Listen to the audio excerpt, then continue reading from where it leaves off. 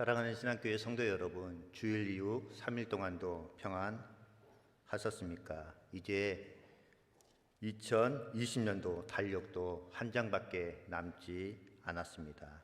이번 11월 달에는 교회력 절기로 보면 추수감사주일도 있고, 또 11월 마지막 주일은 예수님의 오심을 기다리는 대림절 첫 주가 시작이 됩니다. 올 2020년 한 해에는 거의 코로나19 상황 때문에 우리가 많은 일을 함에 있어서 제약을 많이 받아왔습니다.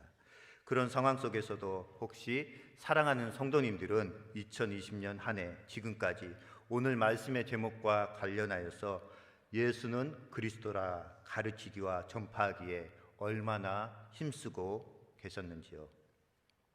16세기 종교개혁자인 마르틴 루터의 친구이자 협력자인 멜랑히톤이라는 사람이 있습니다. 이 멜랑히톤이 그리스도에 대해서 다음과 같은 말을 했습니다. 그리스도를 인식한다는 것은 그분의 구원 행위를 인식하는 것이다. 다시 말씀드리자면 그리스도를 안다는 것은 예수 그리스도께서 우리를 위해서 십자가에서 죽으시고 3일 만에 부활하셨다라는 그 사건, 구원 행위를 인식하는 것이 바로 그리스도를 안다라고 말씀하고 있습니다. 사랑하는 성도 여러분, 다음에 이름에 나와 있는 사람의 특징을 한번 생각해 보시길 바라겠습니다. 조두순, 신창원, 조세영, 전두환, 이 사람들을 생각하면 어떤 이미지가 떠오르십니까? 일단은 안 좋은 이미지가 떠오르시죠. 자, 그렇다면 다음의 이름을 한번 떠올려 보시길 바라겠습니다. 리빙스턴, 짐 엘리엇, 바울, 다윗, 요시야, 히스기야, 어떤 이미지가 떠오르십니까? 좋은 이미지죠. 일단은 그만큼 사람의 이름에 대해서는 좋은 쪽으로 해석할 수도 있고 나쁜 쪽으로 해석할 수가 있습니다. 기독교와 타 종교의 차이점을 아십니까? 기독교와 타 종교. 기독교는 어떤 좋은 점이 있습니까? 기독교, 타 종교. 기독교와 타 종교의 가장 큰 차이점은 바로 찾아가는 종교인지 찾아오는 종교인지, 여기에 기독교와 타종교의 차이점이 있습니다.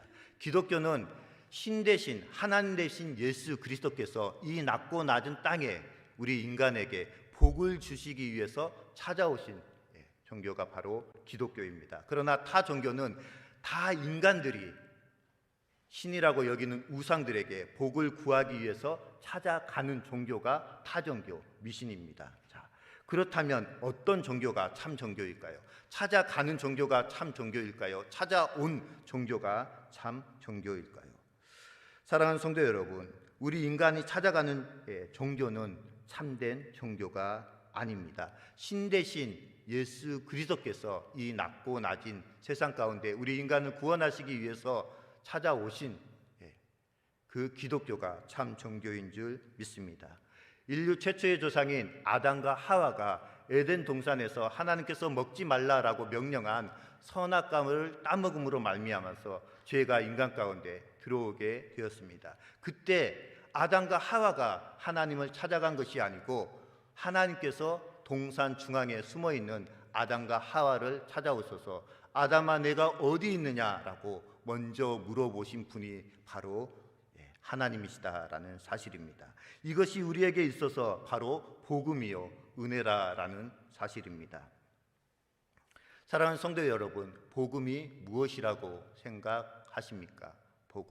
복음은 바로 예수 그리스도라고 말씀드릴 수가 있습니다. 제가 처음 신앙교회에 면접 설교를 보러 왔을 때 로마서 1장 16절로 17절 말씀이 저에게 주어졌습니다.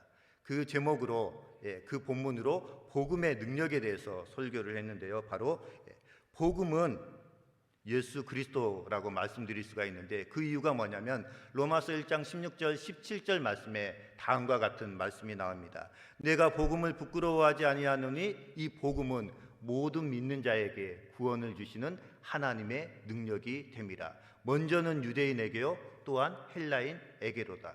복음에는 하나님의 의가 나타나서 믿음으로 말미암아 믿음에 이르게 하나니 기록된 바 오직 의인은 믿음으로 말미암아 살리라 함과 같으니라라고 말씀하고 있습니다. 복음에는 하나님의 의가 나타난다라고 말씀하고 있고, 복음을 부끄러워하지 않았다라고 사도 바울은 로마서 1장 16절에서 말씀하고 있습니다. 복음을 부끄러워한다라는 것은 바로 내가 믿고 있는 예수 그리스도를 부끄러워한다라는 사실입니다. 지금 코로나 때문에 교회에서 기도하는 것이나 아니면 다른 곳에서 기도하는 것이 굉장히 어려워졌습니다. 오히려 코로나로 인하여서 기독교인들이 많이 핍박을 받고 많은 어려움을 겪고 있고, 내가 그리스도인이라는 것을 나타내기를 굉장히 꺼려하고 부끄러워하는 시대가 되어 버렸습니다. 그러나 사도 바울은 분명히 말씀합니다. 로마서 1장 16절에서 내가 복음을 부끄러워하지 아니하노니 이 복음은 모든 믿는 자에게 구원을 주시는 하나님의 능력이 된다라고 말씀하고 있습니다. 사도 바울이 복음을 부끄러워하지 않는 이유는 바로 이 복음이 하나님의 능력이 되기 때문이다라고 말씀하고 있습니다. 또한 복음에는 로마서 3장 22절 말씀에 보면 하나님의 의가 나타나기 때문에 하나님의 의는 공평하기 때문에 차별이 없다라고 말씀하고 있습니다. 사랑하는 성도님들은 예수 그리스도를 믿고 있습니다. 하나님을 믿고 있습니다. 그러면 우리는 다른 사람을 차별하면서 대합니까? 아니면 평등하게 대하십니까? 베스트셀러 작가이며 목사인 프란시스 첸이라는 목사님이 다음과 같은 말씀을 하셨습니다. 우리의 삶이 불신자들에게 당연하게 보여진다면 그것은 무엇인가 잘못되어 있다라고 이야기를 합니다. 지금 현재 코로나19 시대를 살아가고 있는 저와 사랑하는 성도님들의 모습은 불신자들의 모습에 기독교인으로서 뭔가 틀리다라는 인식을 심어주며 살아가고 있는 모습인가요? 아니면 그들의 눈에 당연하게 보이는 삶을 살아가고 있습니까? 지금 이 시대는 정말로 전도하기도 어렵고 힘든 시대가 되어 버렸습니다. 사랑하는 성도 여러분, 예수님을 그 마음속에 주인으로 모시고 살아가는 사람은 항상 세상과 충돌할 수밖에 없습니다. 왜냐하면 그리스도인은 이 세상 사람들과 소속이 다르고 생명이 다르고 가치관이 다르기 때문입니다. 세상 사람들은 이 세상에서 육신의 쾌락을 쫓고 행복을 찾으려고 하지만 우리 그리스도인들은 이 세상이 우리의 본향이 아니라 저 하늘나라 하나님 계신 저 천국이 우리의 본향이기 때문입니다. 그리스도인이 세상과 타협하면 편하게 살 수 있습니다. 그러나 그의 삶 속에는 생명이 없습니다. 그래서 주님은 지금도 적당히 타협하면서 세상과 더불어 살아가는 교회 성도님들을 향해서 다음과 같이 말씀하십니다.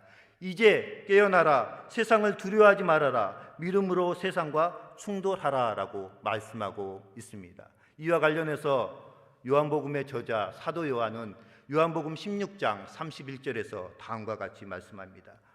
이것을 너희에게 이름은 너희로 내 안에서 평안을 영원토록 누리게 하려 함이라.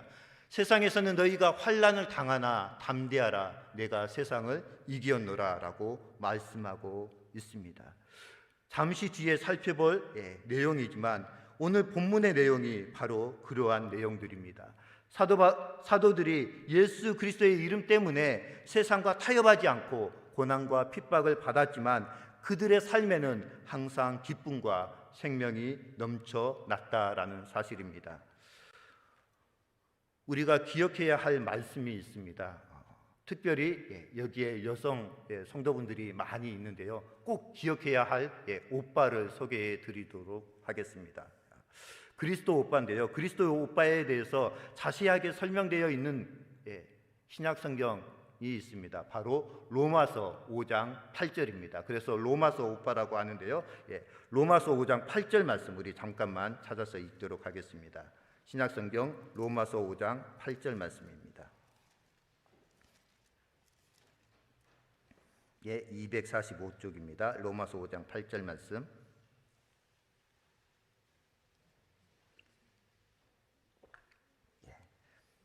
찾으셨으면 한 목소리로 읽도록 하겠습니다. 시작. 우리가 아직 재현되었을 때에 그리스도께서 우리를 위하여 죽으심으로 하나님께서 우리에 대한 자기의 사랑을 확증하셨느니라. 아멘. 우리가 아직 죄인 되었을 때에 우리를 위해서 십자가에 죽으신 분이 예수님이라고 표현하지 않고 그리스도라고 표현하고 있습니다. 이 부분에 대해서는 잠시 후에 설명을 해드리도록 하겠습니다. 운동을 하셨던 분들이라고 한다면 다음 단어를 많이 들어보셨을 것입니다. 태권도나 유도나 합기도 등에 많이 나오는 단어이며 자기 몸을 보호하기 위한 방법이기도 합니다. 다시 말씀드리자면 떨어질 때나 충격을 덜 받는 방법, 또 무술에 있어서 공격을 받았을 때 이를 잘 넘기고 이기는 방법입니다. 바로 낙법입니다. 제 페이스북에 기억해야 할 인생의 낙법이라고 3가지가 나와 있습니다. 사랑하는 성도 여러분, 우리의 삶에는 언제나 수많은 어려움과 크고 작은 위기들이 찾아오기 마련입니다. 이를 해결하기 위해서, 잘 이겨내기 위해서 우리가 기억해야 할 인생의 낙법 3가지를 소개해드리고 오늘 말씀을 이어갈까 합니다. 우리의 인생 가운데 어려움과 역경이 찾아왔을 때 기억해야 할 인생의 낙법 3가지 중에 첫 번째입니다. 첫 번째는 타인의 상황과 나의 상황을 비교하지 말라라는 사실입니다. 오늘 본문 말씀을 보면 사도들은 예수님의 이름 때문에 공회에 끌려가서 핍박당하고 고문당하고 채찍질 당하였습니다. 이 채찍질은 유대인의 율법에 기록된 대로 40에 하나 가만매, 즉 39대를 맞는 것으로 채찍 끝에 납덩어리가 달려 있어서 이 채찍을 맞으면 살점이 뜯기는 무서운 형벌과도 같았습니다. 사도 바울은 이러한 40에 하나 가만매를 5번이나 맞았다고 고린도후서 11장에 본인을 기록하고 있습니다. 사랑하는 신앙교회 성도 여러분, 힘든 상황에 닥친 나의 처지와 다른 사람의 처지들을 비교하는 말과 행동은 어려운 상황을 해결해 나가는데 전혀 도움이 되지 않습니다. 내가 가지지 못한 것, 다른 사람이 가진 것을 비교하는 비교 게임에서는 아무도 이길 수가 없습니다. 왜냐하면 비교 게임이 가진 본질은 자신의 가치와 상황을 깎아내리는 것이기 때문입니다. 반대로 우리 크리스찬만이, 신앙인만이 가지고 있는 것이 있습니다. 그것은 바로 예수 그리스도의 이름의 권세라는 사실입니다. 이스라엘의 위대한 성군이었던 다윗은 블레셋의 골리앗 장군과 싸울 때 사무엘상 17장 5절 말씀에서 다음과 같이 말씀합니다. 나는 내가 모욕하는 이스라엘의 하나님 만군의 여호와의 이름으로 내게 나아가노라 라며 담대하게 고백하며 골리앗 장군 앞에 나아갔습니다. 다윗이 자신의 키와 싸움 실력 등을 골리앗 장군과 비교했다면 절대로 블레셋의 골리앗 장군 앞으로 나아갈 수가 없었을 것입니다. 두 번째, 기억해야 할 인생의 낙법 두 번째는 홀로 고통을 마주하라 라는 사실입니다. 오늘 본문에 보면 사도들은 예수님을 위하여 당하는 고통을 홀로 마주하며 그 고통을 감내하며 예수님의 이름을 위하여 고통당하는 것을 기쁨으로 여기며 담대하게 예수님의 이름을 전하였다라고 오늘 본문은 말씀하고 있습니다. 사랑하는 신학교의 성도 여러분, 자신의 삶에 나타난 고난을 가장 잘 알고 이해하고 해결할 수 있는 사람은 다른 사람이 아니라 바로 우리 자신입니다. 사도들은 자신들 안에서 역사하시는 예수 그리스도의 이름을 힘입어 홀로 고통을 마주하였습니다. 잠시 다른 사람들에게 의지하고 나의 힘든 이야기를 나누는 것도 좋지만 결국 우리의 삶을 가장 잘 해결할 수 있는 유일한 사람은 바로 우리 자신이다라는 사실입니다. 우리 자신이 얼마나 살아계신 하나님과의 긴밀한 관계를 맺고 있느냐, 또는 네 안에 예수 그리스도가 왕으로 자정하고 계시느냐가 그만큼 중요한 사실입니다. 우리 안에서 역사하시는 예수 그리스도의 이름의 권세의 능력을 믿고 우리의 문제를 직면하고 돌파해 나가야 하는 줄 믿습니다. 이를 계기로 우리는 한 단계 고양된 삶의 국면을 맞이하게 될 것입니다. 마지막으로 인생의 낙법에서 기억해야 할 세 번째는 다시 올라갈 준비를 하라라는 사실입니다. 삶의 흐름은 오르고 내리는 그래프와도 같이 흘러갑니다. 사랑하는 신안의 성도 여러분, 고통스러운 현재는 영원하지가 않습니다. 오르막이 있으면 내리막이 있다라는 오래된 표현은 반대로 내리막길이 있으면 오르막도 있다라는 긍정적인 표현으로 바뀔 수가 있습니다. 지금의 좋지 않은 상황, 특별히 코로나19와 같은 상황은 우리의 인생이 조금 더 하나님과 영적으로 친밀함을 누리며 가까워질 수 있고, 이런 기회를 통하여서 이 사회에 참다운 기독교의 정신을 고취시킬 수 있는 기회라고 생각이 됩니다. 그러나 많은 보수단체 기독교인들과 몇몇 대형교회 목사들의 잘못된 발언들로 인하여서 현재 우리 기독교는 하향 곡선을 걸어가고 있습니다.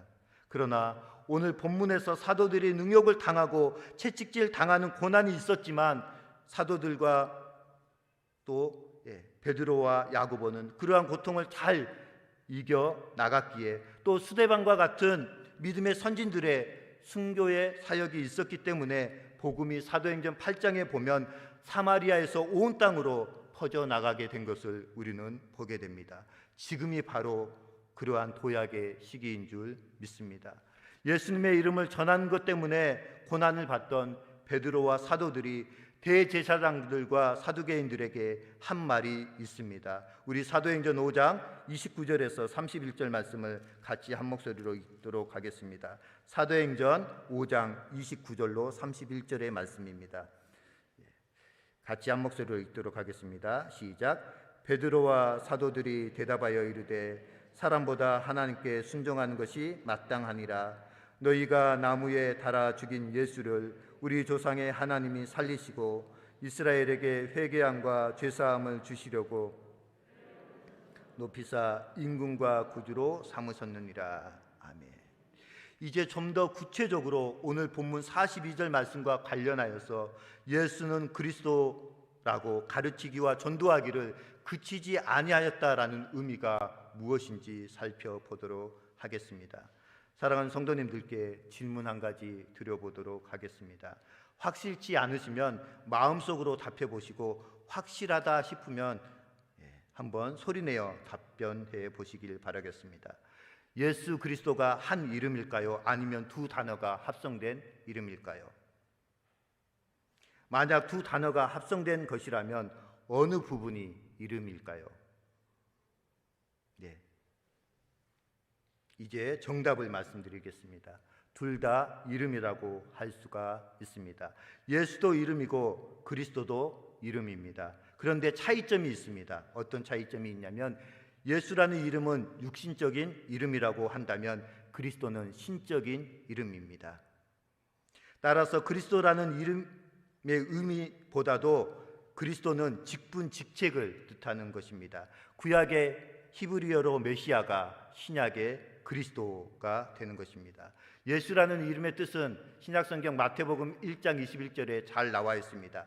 아들을 낳으리니 이름을 예수라 하라. 이는 그가 자기 백성을 그들의 죄에서 구원할 자이라 함이라라고 말씀하고 있습니다.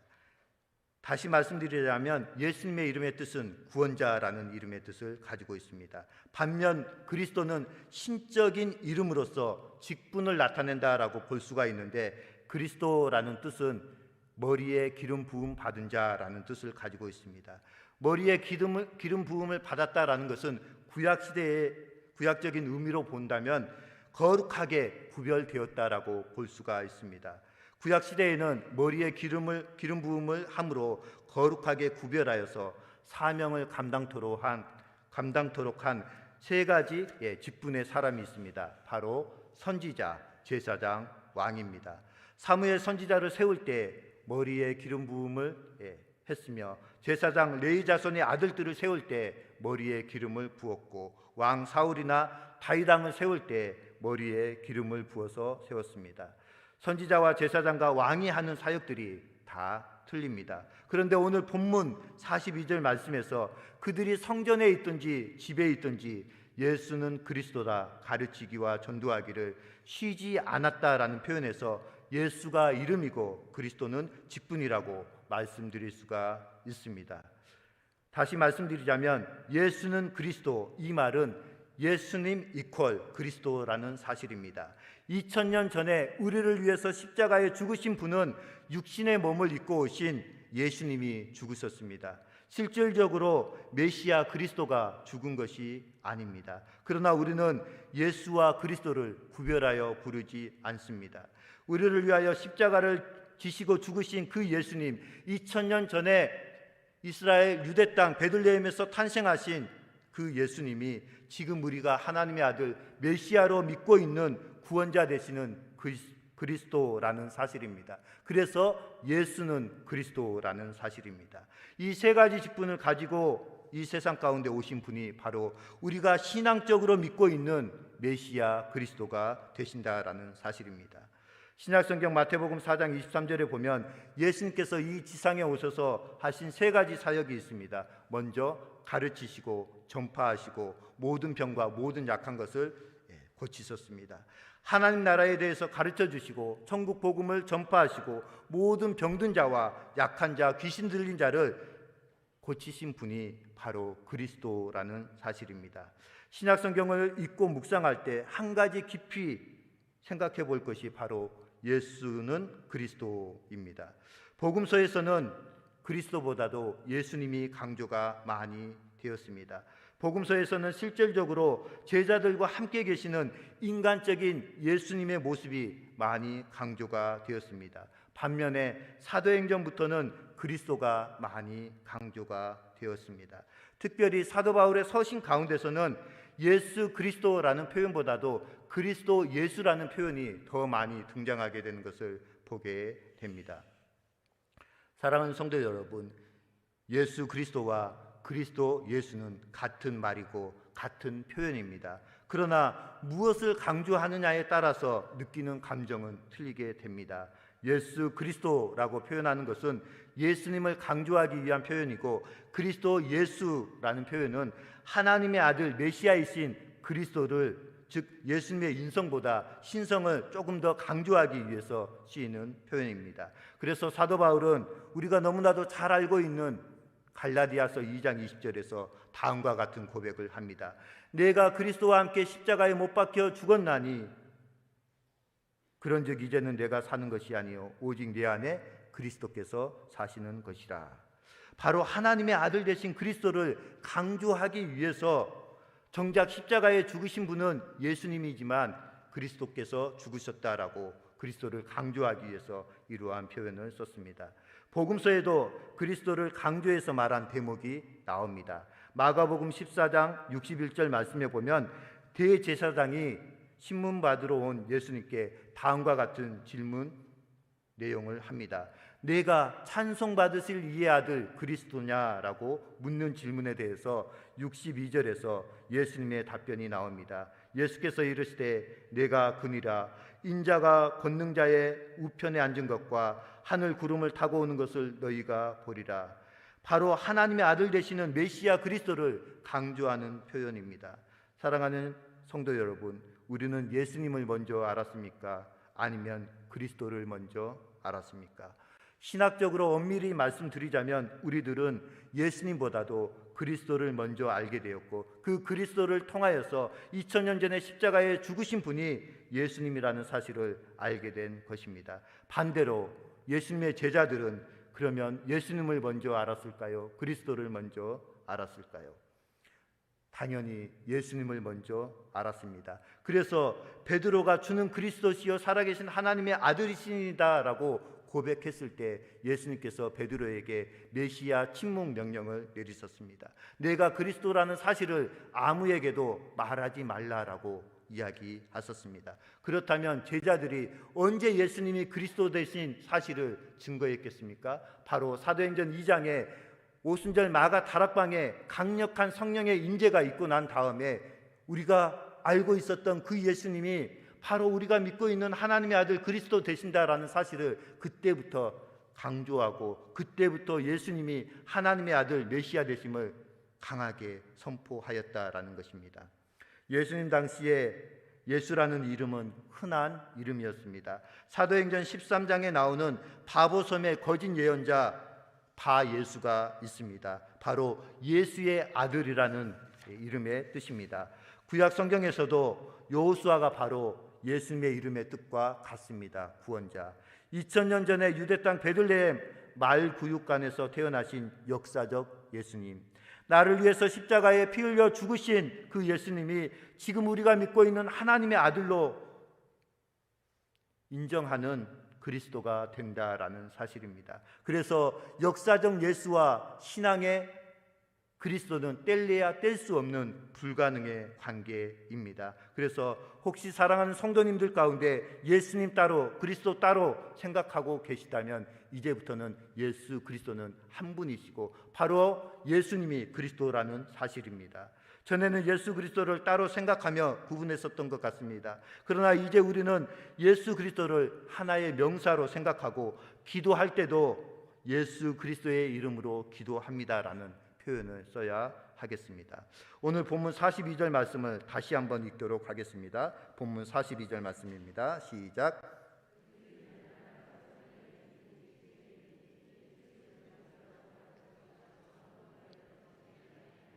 아멘. 예수는 그리스도라. 이 말의 정확한 의미가 무엇일까요? 사랑하는 신안의 성도님들은 전도하실 때 예수님이 그리스도라는 사실, 예수님이 하나님의 아들 메시아 되심을 확실히 증거하고 계십니까? 아니면 단순히 예수 믿으세요, 신앙교회로 나오세요 라고만 간단히 전도하십니까? 찬양시 한 곡 소개해 드릴까 합니다. 이 찬양시 안에 예수님이 어떤 분이신지 너무나도 잘 설명되어 있습니다. 제목은 예수는 그리스도입니다. 어느 날 나는 알았네 주가 그리스도 되심을. 어느 날 나는 알았네 길과 진리 생명 되신 그분을. 그가 내 안에 내가 그 안에 있음이 항상 믿어질 때 나를 둘러싼 모든 어둠의 그늘들은 파도같이 물러가네. 생명 있는 날까지 만민 중에 외치리 예수는 그리스도. 호흡 있는 그날까지 열방 중에 찬양하리 예수는 그리스도. 사랑하는 성도님들은 예수님이 그리스도라는 사실이 언제 깨달아지셨고 언제 믿어지셨습니까? 또 다른 복음성가 찬양 하나를 소개할까 합니다. 그 이름이라는 찬양입니다. 많이들 들어보셨을 텐데요. 예수 그 이름 나는 말할 수 없네. 그 이름 속에 있는 비밀을, 그 이름 속에 있는 사랑을, 그 사랑을 말할 수 없어서 그 풍부한 표현 못해서 비밀이 되었네. 그 이름 비밀이 되었네. 사람들 그 이름 건축자의 버린 돌처럼 버렸지만 내 마음에 새겨진 이름은 아름다운 보석. 내게 있는 귀한 비밀이라. 내 마음에 숨겨진 기쁨 예수. 오 그 이름 나는 말할 수 없네. 그 이름의 비밀을, 그 이름의 사랑을, 그 이름의 비밀을, 그 이름의 사랑을. 사랑하는 신학교의 성도 여러분, 예수 그리스도의 이름 속에 있는 비밀과 그 이름 속에 있는 사랑을 이제는 담대하게 가르치시고 전도하실 수 있으시겠습니까? 세상 사람들은 예수 그리스도의 이름을 하찮게 생각하여서 건축자의 버린 돌처럼 버려버렸지만 예수님의 이름 메시아 그리스도 때문에 우리들 마음속 깊숙이 예수님의 이름이 새겨진 줄 믿습니다. 우리 속에 있는 귀한 비밀이 무엇입니까? 바로 예수님이 그리스도라는 사실입니다. 이제 결론적으로 그리스도가 어떤 분이신지 간략하게 설명드릴까 합니다. 그리스도 머리에 기름 부음 받은 자라고 말씀을 드렸습니다. 그 거룩하신 예수님, 하나님의 아들 되시는 메시아 그리스도가 히브리 말로 골고다, 해골, 라틴어로 갈보리라는 곳에서 십자가를 지고 순교하셨습니다. 그런데 전설에 의하면 예수님께서 십자가를 지신 이 골고다 언덕에서 첫사람 아담이 장사되었다라는 학설이 있습니다. 다시 말씀드리자면 아담의 해골이 묻힌 곳에서 예수 그리스도께서 십자가를 지셨다라는 의미입니다. 이것이 학설로서 중요한 의미를 갖는 이유는 다음과 같습니다. 첫사람 아담은 모든 사람에게 죄를 가지고 왔지만 둘째 아담이신 예수 그리스도께서 첫사람 아담이 지은 그 죄를 아담이 묻힌 곳에서 예수 그리스도의 십자가의 보혈의 피가 흘러내림으로 말미암아 모든 사람에게 흘러감으로 말미암아 모든 사람이 구원을 받았다라는 그러한 신학적인 깊은 의미가 담겨져 있습니다. 그래서 첫사람 아담은 모든 인류에게 죄악을 가지고 왔지만 둘째 아담인 예수 그리스도는 모든 사람에게 생명을 가지고 오셨다라는 것입니다. 사도행전을 보면 사도 바울의 회심 사건이 3번 등장합니다. 9장, 22장, 26장에 언급되는데 9장 15절로 16절에서 하나님께서 사울에게 안수 주기를 두려워하는 다메섹에 있는 아나니아에게 다음과 같은 말씀을 주셨습니다. 사도행전 9장 15절 16절의 말씀입니다. 주께서 이르시되 가라 이 사람은 내 이름을 이방인과 임금들과 이스라엘 자손들에게 전하기 위하여 택한 나의 그릇이다. 그가 내 이름을 위하여 얼마나 고난을 받아야 할 것을 내가 그에게 보이리라 하시니.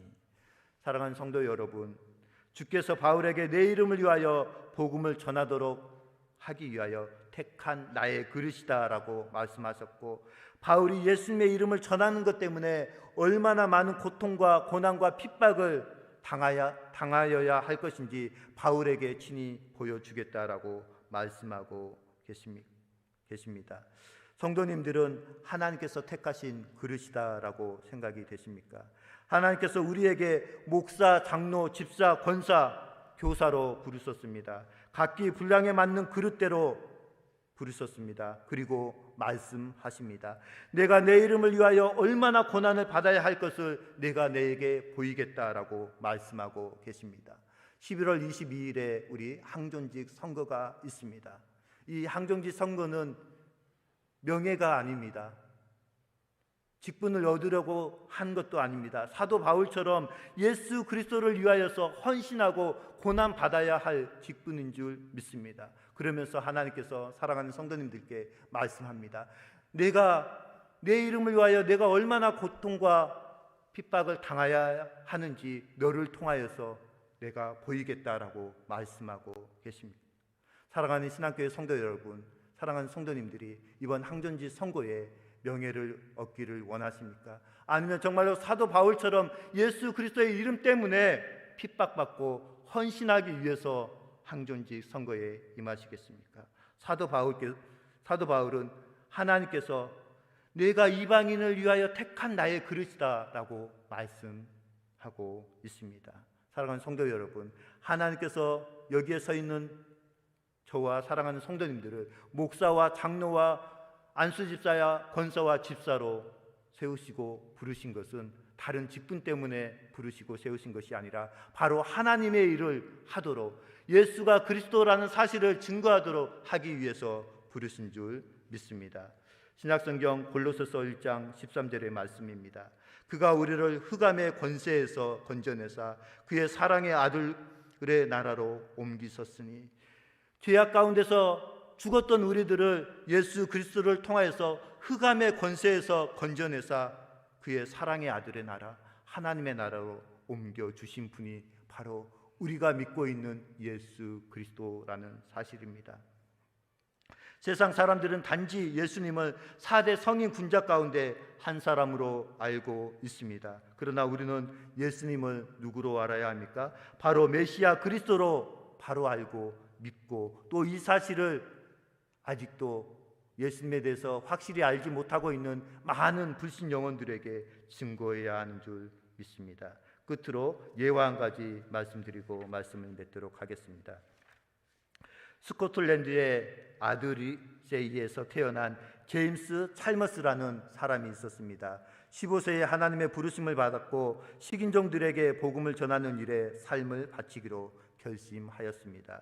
그러나 그는 3년 후인 1859년까지 그리스도께 나오지 않다가 18년 후인 1877년에 뉴기니 개척 사업에 가담하기 위해서 폴리네시아의 쿡 아일랜드를 향해서 떠났습니다. 거기서 그는 24년 동안 선교사로 사역했습니다. 선교사로 사역한 지 21년이 지났을 때 찰머스는 이렇게 기도한 것으로 전해지고 있습니다. 지난 21년을 다시 불러내어서 그 모든 경험들을 제게 돌려주옵소서. 배가 난파당하고 창과 몽둥이를 든 야만인들에게 둘러싸였던 죽음의 고비들과 그 모두를 돌려주옵소서. 그럴지라도 저는 여전히 주님의 선교사가 되겠습니다. 그는 계속하여 복음과 함께 진군하였습니다. 믿을 만한 소식통에 의하면 찰머스의 성공은 그가 6인의 사람들을 위해서 복음을 가지고 있다라는 사실을 결코 의심하지 않았기 때문이라고 합니다. 1901년에 61세의 나이로 그는 식인종들에 의해서 살해를 당하였습니다. 그 이야기는 거기서 끝나지 않았습니다. 2차 세계대전 당시 뉴기니에 불시착한 몇몇 미군 비행사들이 제임스 찰머스의 전도로 변화된 이전의 식인종이었던 사람들을 통해서 그들이 그리스도께로 인도되었다라는 사실입니다.